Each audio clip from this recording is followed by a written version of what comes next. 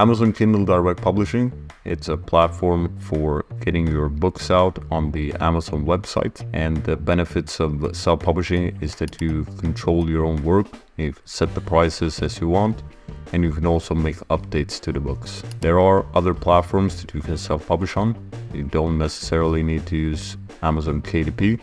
However, they are the biggest one, and I think that you would want to put your books on Amazon. But you have, for example, Draft2Digital, you have Ingram Spark, and those platforms also distribute to Amazon and other platforms as well. And you can also turn your manuscripts into audiobooks if you want to at a later point. So this is what the Kindle Direct Publishing website looks like. You can join here, or you can sign in and you can read more about the KDP platform here. So why should you listen to me? I've been self-publishing since late 2015. I've sold millions of dollars worth of books on Amazon. I published over 1,500 titles, and I've published books in different languages, but primarily English.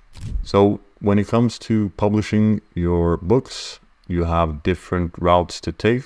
You can either write the books yourself. I wrote a couple of books myself in the beginning and published under pen names. And a pen name, that's a name that you create, that you publish the books under. So you don't necessarily need to publish the books under your own name if you don't want to. And you can also have writers write the books for you.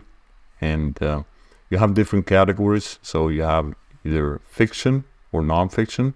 So fiction, that is romance, thrillers, sci-fi, for example.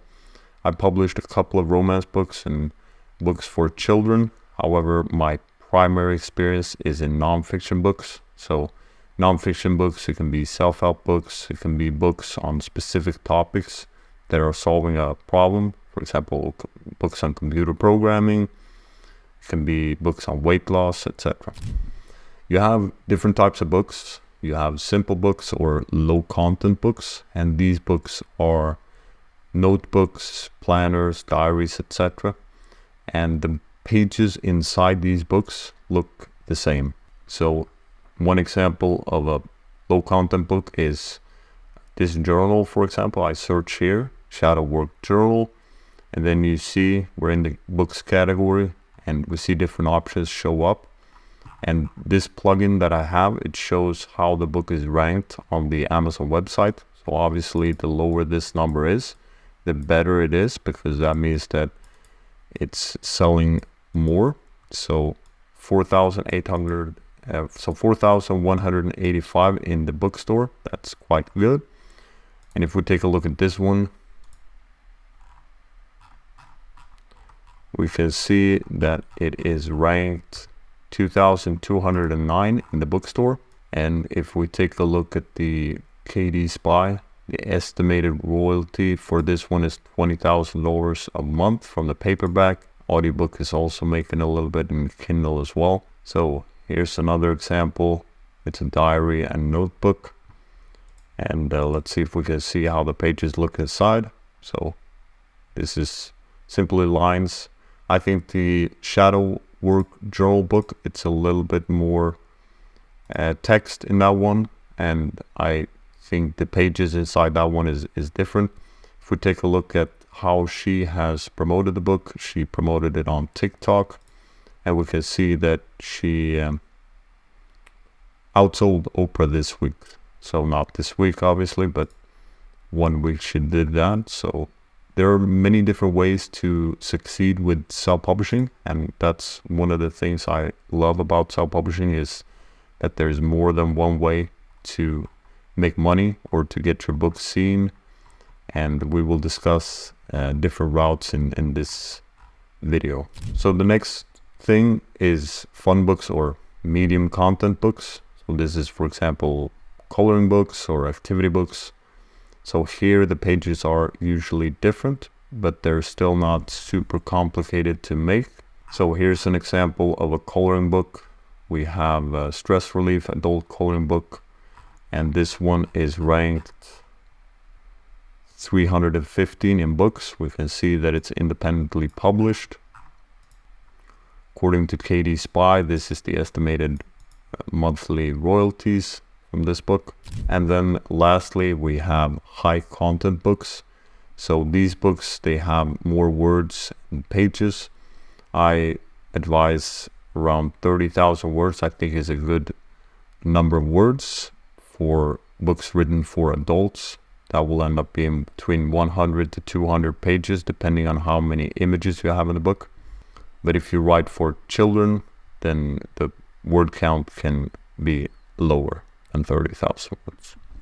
So if you're low on the budget, then I would advise you to go with the low content or medium content route to start with, so you can gain experience, so you can learn how to publish on Amazon, how it works, and rank books. And then eventually, once you start making income, then you can consider reinvesting and possibly make high content books. But of course, you can also start with high content books if you write the books yourself. I told you before, that's what I did.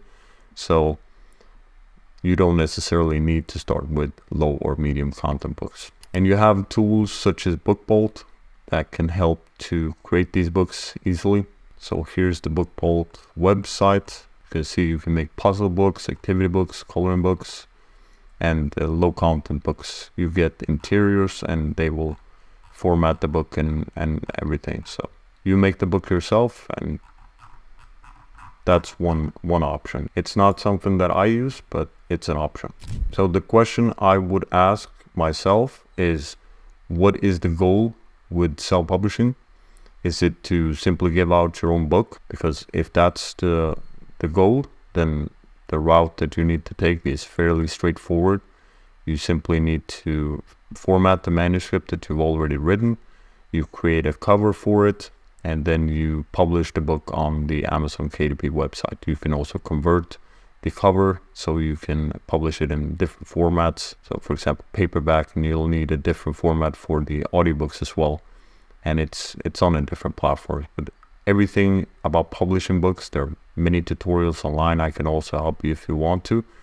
But I think it's step-by-step of publishing a book. That's fairly simple. For other people, their goal might be to create an extra income or a full-time income. And I think that self-publishing is one of the best opportunities when it comes to creating an extra income or even a full-time income. And if this is your goal, then the approach that you need to take is a little bit different. When you want to make money from the books, then the ideal way to take is to do research on the Amazon website to see what sells well. And ideally, you want to find different search terms that people use that don't have too much competition. And ideally, you want to publish books within a category that you have experience in. So for example, let's say you're into health, then making books in the category of health would be advisable. And there are many different search terms or keywords that you can go after when it comes to health. So you have different diets, for example, the vegan diet, the carnivore diet, the DASH diet, etc. And the best route to take is to do research on the Amazon website. I advise starting with the Amazon bestseller list. I have made a video already how I would make $10,000 a month from scratch if I started over. So I advise you to watch that video. But in essence, you look for different keywords. So here we have juicing for beginners. It's an example of a keyword. And then you would go in and you would analyze, do the books on juicing for beginners, do they sell well? What is the number of results for this book? How's the competition? And things like that. Because when you publish it on a topic that you're interested in, then it will be easier for you to stick to building a brand. So for example, if we take a look at Kite Fox Publishing, they have both a series of coloring books for adults primarily, it looks like. But if you aren't passionate about the topic that you will publish in, then I recommend that you hire a writer that has experience, and ideally also an editor that is experienced in topics, so that you can ensure the quality of the book. Another reason for self-publishing might be that you already have a brand or you already have a big following. And then if you publish a book, then you can get an additional income stream, and you can also have the book as a lead magnet, or the books can help you to grow your following, and it also creates authority. So this is almost the ideal way to start if you have an audience already and you create a book. And then you can be a little bit more creative with the titles. You don't necessarily need to focus so much on keywords. However, it's still good to run Amazon ads and target different keywords that your book is related to, because most likely it will have a certain topic that it discusses. So why do people buy books when the information is already free online? So books, they put all the information in one place. So think about a book as a compilation of organized articles. That usually helps you to see that creating a book, it doesn't need to be this insurmountable project. And another reason that people buy books is that they have more trust in books than free information online. And some people like to hold a physical book and instead of reading on the computer. And they are also great gifts for Christmas or when someone have their birthday, etc. So I want to discuss a little bit more about the titles and the subtitles. So when you create the book, you ideally want the keyword, so the search term, in the title, and then in the subtitle, which is what comes after these dots, you want a benefit, and ideally you want a reduction of the sacrifice. So for example, if you're making cookbooks, then you could make books that are easy to make, healthy, that's a benefit, and that only requires 20 minutes. So that's a reduction of the sacrifices. So for my case, I would ideally not like to cook at all. So if you can create a book where I can get healthy meals without lifting a finger, then I would be very interested in that book. So that's how you want to think when you're creating the book. And then when you are creating the content inside the book, you can do research on the reviews of the competitors' books, and you can see what did the customers like about this book, what did they dislike. You can also take a look at the table of contents. I recommend that you're unique with your own book, so you don't try to copy it, but of course you can take different topics that you can discuss in your books, but try to get a unique selling point in the title. That will make it easier for you to have people choose your book. So this was a brief introduction to self-publishing on Amazon KDP. Now it's time to answer some questions. What is your goal with self-publishing? Depending on this, you have different routes to take, as I showed in this video. Do you want to do non-fiction or fiction? What is your budget? Do you have an audience, or will you be primarily relying on Amazon customers for sales? So if you rely on Amazon customers for sales, then it's about ranking the books, and you can rank the books for search terms.